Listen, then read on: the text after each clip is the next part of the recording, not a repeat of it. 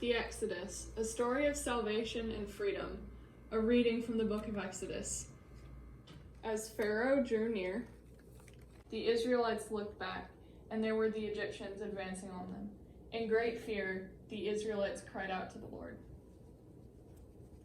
They said to Moses, "Was it because there were no graves in Egypt that you have taken us away to die in the wilderness? What have you done to us, bringing us out of Egypt? Is this not the very thing we told you in Egypt? Let us alone and let us serve the Egyptians? For it would have been better for us to serve the Egyptians than to die in the wilderness." But Moses said to the people, "Do not be afraid. Stand firm and see the deliverance that the Lord will accomplish for you today. For the Egyptians whom you see today, you shall never see again. The Lord will fight for you, and you only have to keep still." Then the Lord said to Moses, "Why do you cry out to me? Tell the Israelites to go forward.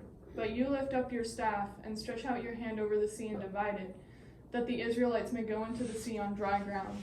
Then I will harden the hearts of the Egyptians so that they will go in after them. And so I will gain glory for myself over Pharaoh and all his army, his chariots and his chariot drivers. And the Egyptians shall know that I am the Lord, when I have gained glory for myself over Pharaoh, his chariots, and his chariot drivers." The angel of God who was going before the Israelite army moved and went behind them. And the pillar of cloud moved from in front of them and took its place behind them. It came between the army of Egypt and the army of Israel. And so the cloud was there with the darkness, and it lit up the night. One did not come near the other all night. Then Moses stretched his hand out over the sea. The Lord drove the sea back by a strong east wind all night, and turned the sea into dry land, and the waters were divided.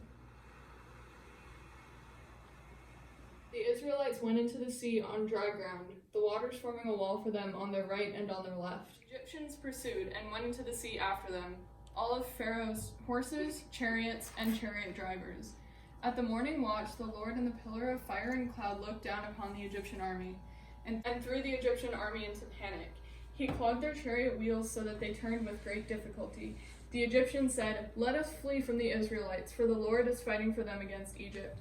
Then the Lord said to Moses, "Stretch your hand over the sea, so that the water may come back upon the Egyptians, upon their chariots and chariot drivers." So Moses stretched his hand out over the sea, and at dawn the sea returned to its normal depth. As the Egyptians fled before it, the Lord tossed the Egyptians into the sea. The water returned and covered the chariots and chariot drivers. The entire army of Pharaoh that had followed them into the sea, not one of them remained. But the Israelites walked on dry ground through the sea, the waters forming a wall for them on their right and on their left. Thus the Lord saved Israel that day from the Egyptians, and Israel saw the Egyptians dead on the seashore. Israel saw the great work the Lord did against the Egyptians. So the people feared the Lord and believed in the Lord and his servant Moses. Then the prophet Miriam, Aaron's sister, took a tambourine in her hand, and all the women went out after her with tambourines and with dancing. And Miriam sang to them, "Sing to the Lord, for he has triumphed gloriously. Horse and rider he has thrown into the sea." The word of the Lord.